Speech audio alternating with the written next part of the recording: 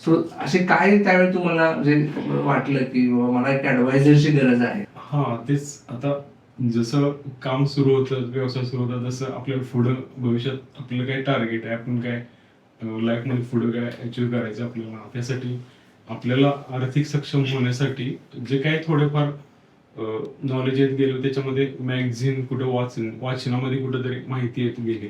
त्यामध्ये त्यावेळेच्या ह्याच्यात सर्व प्रकारचे ऑप्शन होते, जास्त करून म्हणजे इन्व्हेस्टमेंटचे भरपूर ऑप्शन होते तसे, आजही आहेत. पण थोडं मॅगझिन मधून थोडस किंवा वाचनात असं थोडस सिक्युअर वाटत होतं की म्युच्युअल फंड थोडं त्यातल्या त्यात अजून छान म्हणजे सिक्युअर आणि छान वाटत होतं. आपण नितीन सरांशी तुमच्याशी बोलताना सुरुवातीला SIP स्टार्ट करूया बरोबर. पण ते फक्त माझा विचार होता की SIP स्टार्ट करायचं. नितीन सरांचा विषय असा होता की तुमचा विषय असा होता की तुम्ही पूर्ण फायनान्शियल प्लॅनिंग करायचं की फक्त SIPच नाही तर त्यासोबत आपल्याला लागणारे इन्शुरन्स, टर्म इन्शुरन्स आहे, लाईफ इन्शुरन्स आला, त्याच्यामध्ये मेडिकल इन्शुरन्स आहे, हेल्थ इन्शुरन्स आहे, इमर्जन्सी फंड म्हणून येतो. या गोष्टी तुमच्या नितीन सरांच्याकडनं सो फायनान्शियल प्लॅनिंगची कन्सेप्टच आहे की होलिस्टिक बघायचं तुमच्या जीवनाकडे आणि त्याचं आणि एक फॅमिली लेवलला म्हणजे बऱ्याच वेळा तुम्ही मॅडम पण डिस्कशन मध्ये आपल्या इनिशिएटिव्ह होत्या की तुम्ही दोघी प्लॅनिंग करत असताना तुमचं इन्व्हॉल्वमेंट होतं की बजेटिंग किंवा मंथली सरप्लस किती राहते तो आपण इन्व्हेस्टमेंट करत आलो. सो हे करत असताना तुम्हाला असं काय तुमच्या लाईफमध्ये अर्लियर होतं आणि फायनान्शियल प्लॅन केल्यानंतर असा फरक जाणवला असं तुम्हाला वाटतं? थोडं सेव्हिंग होतं ऍक्च्युअली. ठेव पावती करण्याची सवय लागली होती ठेवी. ठेव पावती करत होतो आम्ही वरचीवर, जेवढे 5,000 पासून सुरू केलेली ठेव पावती करायची. हा त्याची सवय होती पहिल्यापासून आणि पिगमी पण सुरू होती पहिल्यापासून. तशी सवय तुम्हाला परत प्रॉपर डिसिप्लिन SIP मध्ये आपण चालू केली. तुमच्यापासून मग ते बाकीच्या सगळ्या इन्व्हेस्टमेंटचे वेगवेगळे ऑप्शन्स माहित होते, काय काय आहेत ते माहिती भविष्यात मुलांसाठी जे काही भविष्यात जे गोल आहेत आपल्याला शिक्षणासाठी. आता आपल्याला किती खर्च येतोय भविष्यात 10 वर्षानंतर मुलांच्या शिक्षणाला, एज्युकेशनला किती खर्च येईल, मग त्याचं प्लॅनिंग आता आपण किती इन्व्हेस्टमेंट केली पाहिजे, असं दर महिना आपण किती बाजू SIP केली पाहिजे, मुलांसाठी किती केली पाहिजे, आपल्या रिटायरमेंटसाठी किती पाहिजे, ह्या गोष्टी होतच गेल्या. पण त्याच्यात सोबत चांगली गोष्ट ही होत गेली की तुम्ही जे दिलेले इन्शुरन्सचे प्लॅन होते, म्हणजे इन्शुरन्स मध्ये टर्म इन्शुरन्स आहे, हेल्थ इन्शुरन्स आहे, मेडिकल इन्शुरन्स, या सगळ्या गोष्टी प्रॉपर तुम्ही दिल्या गेल्या. जे मार्केटला अवेलेबल असणाऱ्या सर्व कंपन्यांमधून सर्वात छान कंपनी जे चूज करून तुम्ही मला देत गेला. त्याच्यामुळं एक लाईफ मध्ये एक थोडस रिलॅक्स राहत होतं की बाबा हा सर आहे, सर आपल्याला जे सांगतात तेच फायनल आहे, तेच बेस्ट आहे. तो तुम्ही अगोदरही इन्व्हेस्टमेंट करत होता फिक्स डिपॉझिट किंवा एफडी मध्ये. तुम्ही जे सांगितलं की फायनान्शियल प्लॅनिंग मुळे तुम्हाला गोल्स कळाले की कशासाठी इन्व्हेस्टमेंट करतोय, क्लॅरिटी मिळाली. आणि मला वाटतं बऱ्याचशा आपण इन्व्हेस्टमेंट ज्या केल्या त्याच्यामुळे तुमच्यामुळे मला वाटतं ह्या 10 वर्षामध्ये काही गोल्स पण अचीव्ह झाले. म्हणजे मुलांचं एज्युकेशन कंटिन्यू झालं, त्यांना ते पैसे काढता आले आपल्याला त्या त्या पर्पजसाठी, त्या त्या उद्दिष्टासाठी.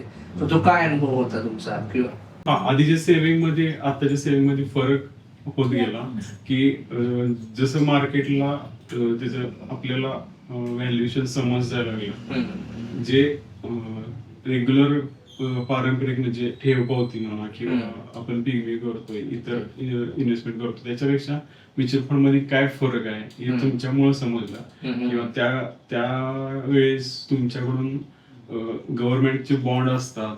आपण जेव्हा सुरुवातीला SIP चालू केली तेव्हा आपण गोल्ड मध्ये इन्व्हेस्टमेंट केली, SIPच्या माध्यमातून दर महिना स्टार्टिंग केली. आणि तसंच काही गव्हर्नमेंट बॉन्ड पण आपण घेतले होते त्याच्या बरोबर. त्या आधी आवड होती, त्या थोडी आणखी तुमच्यामुळे आणखी आवड निर्माण झाली. आणि जो आधीचा जो काही फायनान्शियल फ्रीडम राहायची सवय लागली परत. ओके. थोडं. आणि मला आठवतं मी प्लॅन मध्ये करत असताना तुम्ही जे सेव्हिंग करत होता आणि प्लॅनिंग केल्यानंतर तुमचं सेव्हिंग हे वाढलं. म्हणजे हा मोठा फरक जाणवला तुम्हाला? हो. ओके. सवयच लागली की जिथं आपल्याला अनावश्यक खर्च सगळे थांबवले. म्हणजे जे गरज नाही तिथं नको तिथं आपण कधीच इन्व्हेस्टमेंट केली नाही त्यावेळेस. सुरुवातीच्या काळात जसं तुमच्या मार्गदर्शनानं आपण कुठंच चुकीच्या ठिकाणी इन्व्हेस्टमेंट झाली नाही. जे काय तुमच्या थ्रू होईल ते इन्व्हेस्टमेंट झाली आणि त्यात चांगली ग्रोथ होत गेली त्याच्यामध्ये. बरोबर. सो फायनान्शियल प्लॅनिंग मध्ये मला आता तुमचं बोलण्यात की तुमचे इन्व्हेस्टमेंट नुसतं गोल ओरिएंटेड तर झालंच, पण त्याच्या सेव्हिंग वाढलं आणि तुम्हाला क्लॅरिटी मिळाली की माझ्या प्रत्येक गोलला किती पैसे लागायचे आहेत, म्हणजे एज्युकेशनसाठी किती लागणार आहे, माझ्या रिटायरमेंटसाठी किती लागणार आहे, ही क्लॅरिटी तुम्हाला मिळाली. So that is the biggest advantages you can say, की म्हणजे तुम्ही म्हणू शकता की फायनान्शियल प्लॅनिंग मध्ये मिळालं तुम्हाला एक पीस ऑफ माइंड, एक क्लॅरिटी ऑफ तुम्हाला. सो आत्ताची काही यंग मुलं आहेत जे बऱ्याच वेळा इन्व्हेस्टमेंट करत असताना तुम्हाला असा अनुभव झाला की जरा लवकर चालू केलं असतं तर मोठा इम्पॅक्ट झाला असता, याच्याबद्दल काय किंवा नवीन पिढीला काय मेसेज देऊ शकता? आज बरेच लोक इन्व्हेस्टमेंट करत असताना बऱ्याच लेट करतात किंवा एक्सपेन्सेस आधी करतात, यांना काय मेसेज तुम्ही देता? बरोबर.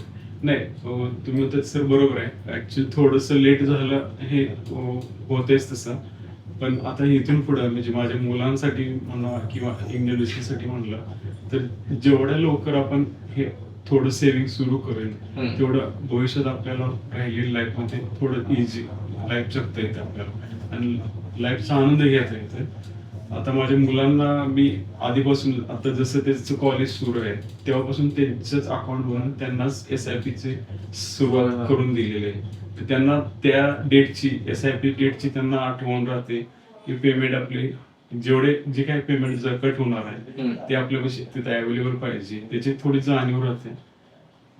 आणि हे त्यांच्यानुसार त्यांच्या 10-15 वर्षात त्यांच्या लाईफ मध्ये त्यांनी जर थोडं 10-15 वर्ष एक स्ट्रिक्टली त्यांनी थोडंसं फॉलो केलं तर त्यांना भविष्यात त्याचा खूप मोठा फायदा होणार आहे. राहिलेला त्यांना जसं माझं थोडं लेट झालं इन्व्हेस्टमेंट, पण तसं मुलांचं जर केलं आणि जे त्यांना 10-15 वर्षात जे इन्व्हेस्टमेंट होईल त्याचा सरफेस फार मोठा होणार त्यांच्यासाठी. पुढे राहिलेली लाईफ त्यांना इझी जाणार पुढे अजून त्याच्या.